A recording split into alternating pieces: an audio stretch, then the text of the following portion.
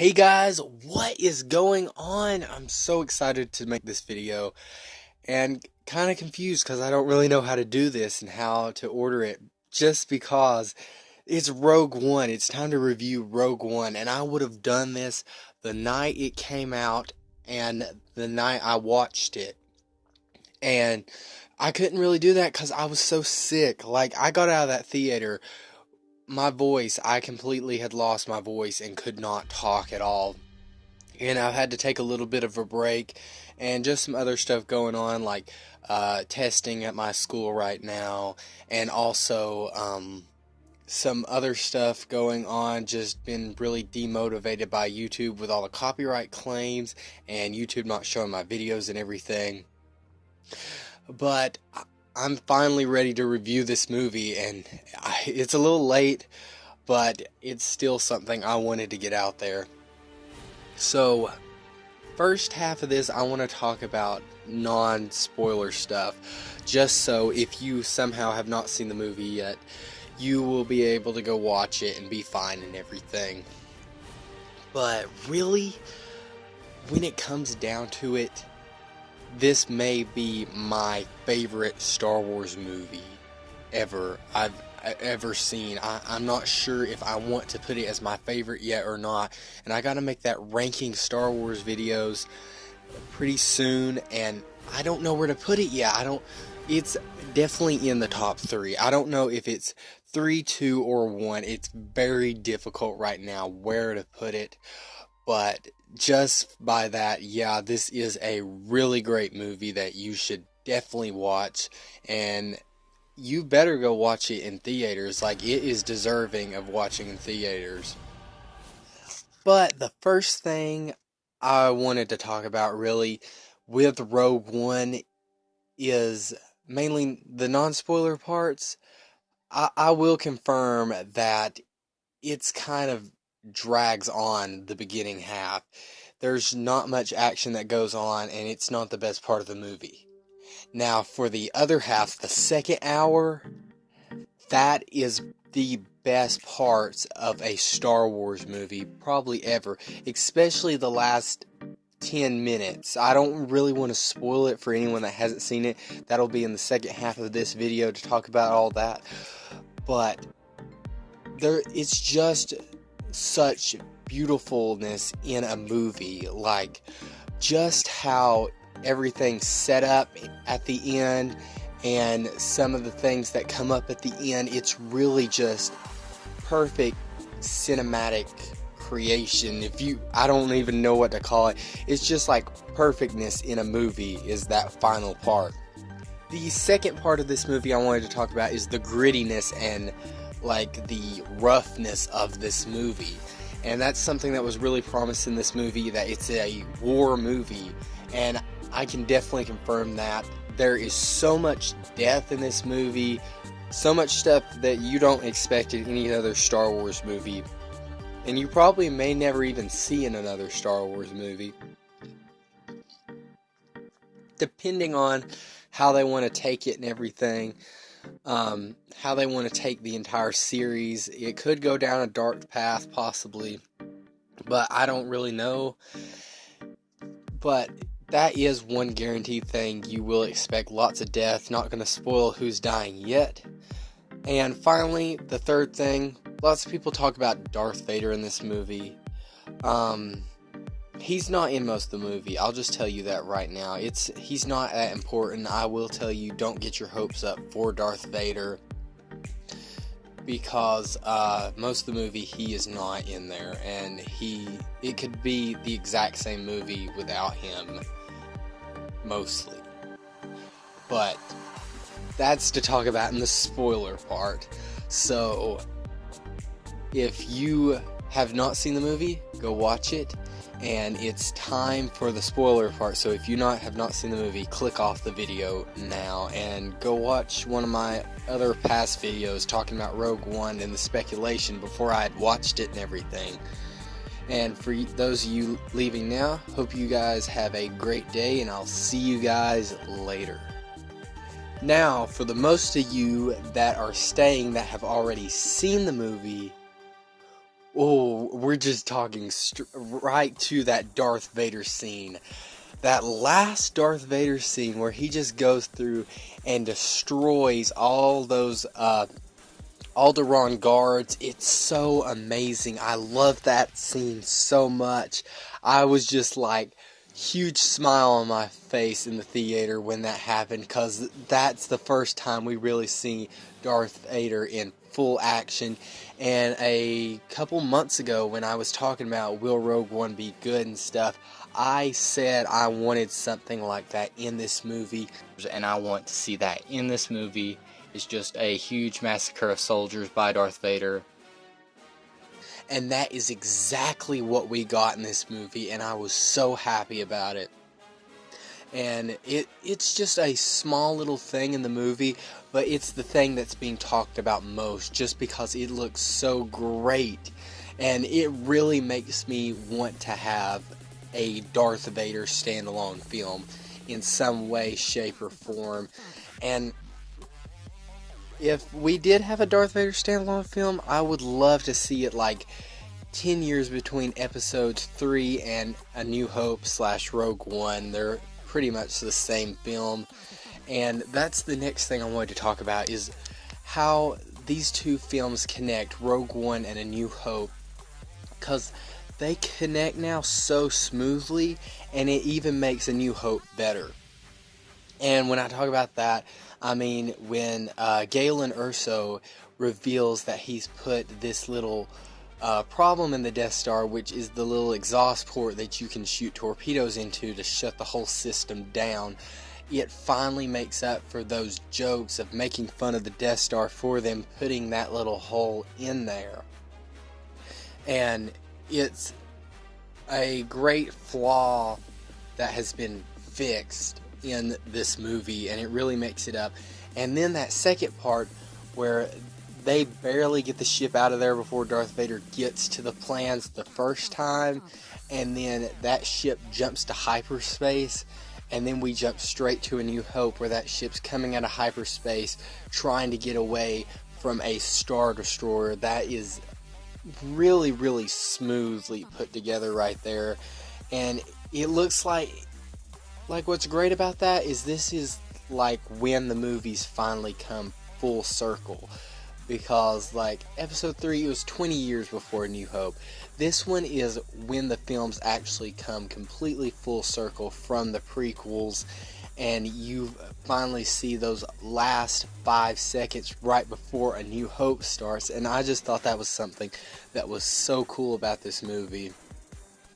And then the next thing I wanted to talk about in this video is Princess Leia and Tarkin, because they're both computer generated, and I thought they actually did a really good job with Princess Leia. Lots of people are complaining about that. I did not know that Princess Leia was computer generated till I went home and looked it up. I had no idea. I thought it was just a really good look-alike.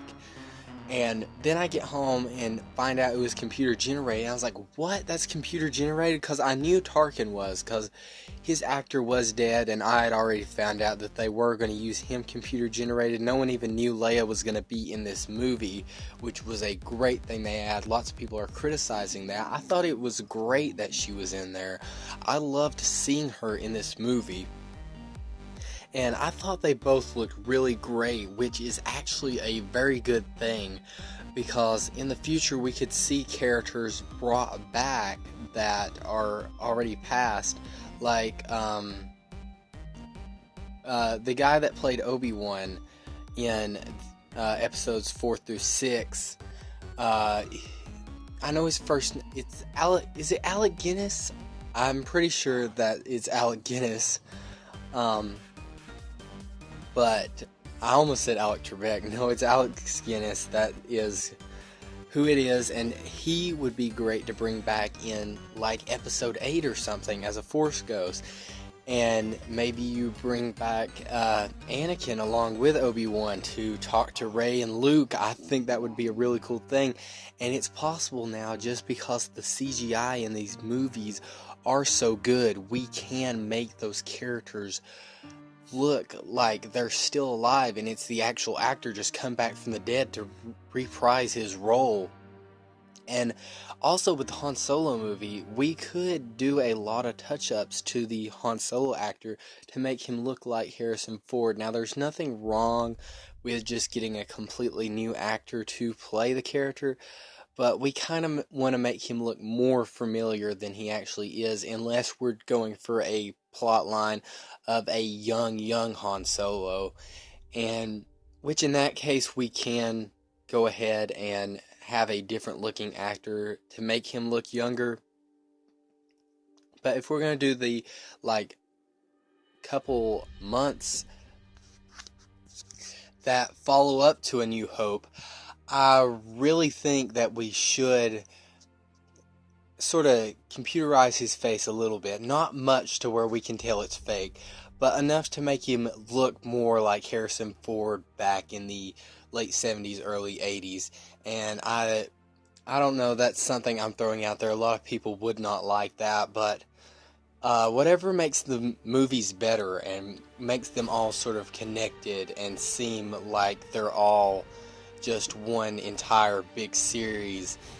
And with something like a Han Solo movie, if you're going to do it closer to A New Hope, you would have to do that to make it look like Harrison Ford. And that's just my thoughts on that. And finally, the two other things I wanted to talk about was Darth Vader on Mustafar. And man, that was just awesome. I got so excited because it's just the reveal of Darth Vader, and out of all places, he's still on Mustafar, where he got burned and became Darth Vader on Mustafar. And to see him, that one little glimpse of his face without the helmet on when he's draining from the back of the tank, it's really cool just to see that Anakin is still in there and he's just became Darth Vader. And lots of people were upset about the joke, "Don't choke on your aspirations, director." I had nothing wrong with that. I feel like that fit Darth Vader's character perfectly in this movie. And he did similar stuff in A New Hope, Empire Strikes Back. He made all those jokes. Actually, probably Return of the Jedi was the only one where he didn't really crack jokes that much.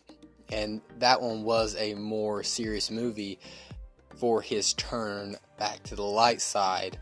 And he's not really as evil and trying to crack those jokes and stuff like that. And the final thing I wanted to talk about was the ending of all the characters dying. Oh, it was like great and awful at the same time, because you see all these characters dying that you've watched throughout the entire movie, but at the same time, like, it's just amazing to see them just like accepting their death, knowing that they've done their job, and facing that they're not superheroes, superpowered Jedi and stuff. Like, they're just normal soldiers, just accepting that they've done their job for a bigger cause, and now they can finally accept death. And I was actually like tearing up a little bit and crying, just because it was just so sad but beautiful at the same time, just to see Kaysen and Jyn just walking down onto the beach and laying there and holding each other's hand as the Death Star blast sort of overwhelms them and kills them. And to also see like all the other characters dying, like Donnie Yen's character, he had a really sad death, but he trusted in the Force and got his job done. And it was all just so sort of like, it was like a beautiful and like awful at the same time. And then to see like Krennic realize that the Empire doesn't really need him, and that they can continue to go on without him, and then they just shoot the Death Star beam and hit the satellite where he's at and completely kill him. And that's really all what this movie was, just a fight to get the Death Star plans to the rebels, and everyone just died along the way.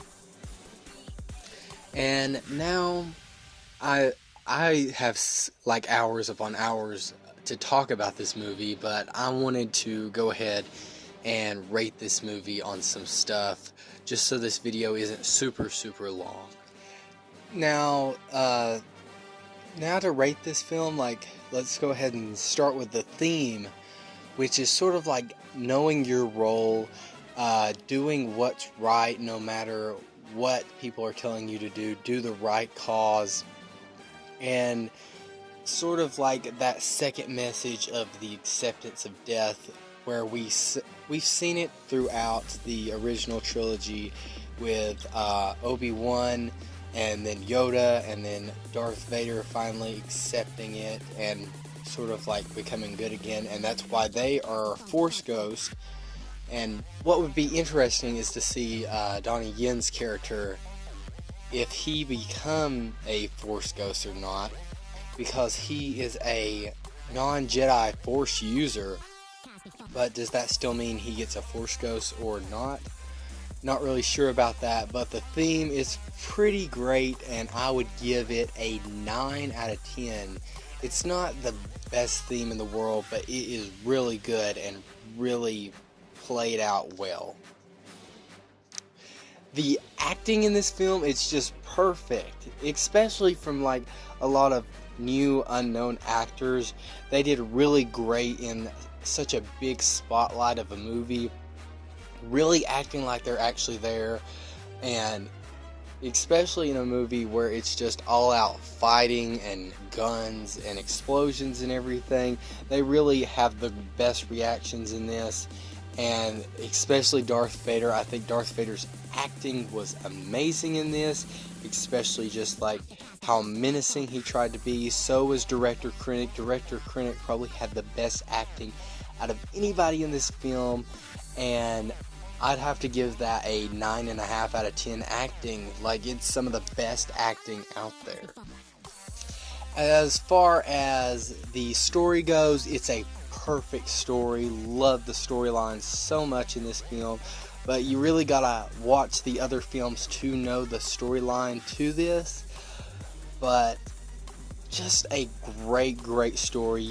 If you haven't watched it, don't know why you're still here, but you definitely gotta watch this. Watch it over and over again. Just really get into the story. It's so great, and it's a 10 out of 10. That's all I can give it, is a 10 out of 10. For the music in this, like, the music, they put it together in like less than a month, which was amazing. But one of the problems I had was, like, the title crawl was not in there, so you don't get to hear that Star Wars theme till the end of the credits. But the music within it was pretty good, especially during the Darth Vader scene. I've watched that scene a couple of times, and it's sort of got some like Phantom Menace and Episode 3 sort of music vibes to it, of like the Darth Maul scene and Anakin versus Obi-Wan. And just based on the time they had to put this together and how it sort of has some like a bit of prequel music in it, I would have to give this music a 9.5 out of 10. And finally, the props and the scenes and stuff. It's just awesome to see these kind of props and scenes, especially to where they went to like places like these beaches to film this kind of stuff. And actually, what's kind of weird is you could consider Tarkin as a prop in this, just because of how he's computer generated and all that. And all the computer generating was great. I think they did a great job with working with sizing to make everything seem how it should be, really big or really small. The Death Star looked great and everything, and I'd have to get that a 10 out of 10. It's just like such an immersive world that I don't think we've seen in any of the other Star Wars movies. And this might be the highest rating I ever give a movie. It's crazy, but I might actually give this movie a overall score of 9.6 out of 10. That is the highest rating I've ever given a movie, and it might be the highest rating I ever give a movie. And it's wild. That's just a super high number. But guys, that is Rogue One. I love this movie. Still don't know where to rank it. It most likely will be in the top one or two. I don't know. You will find out when that video comes out in a couple days. But I hope you guys enjoyed this video, and I will see you guys later.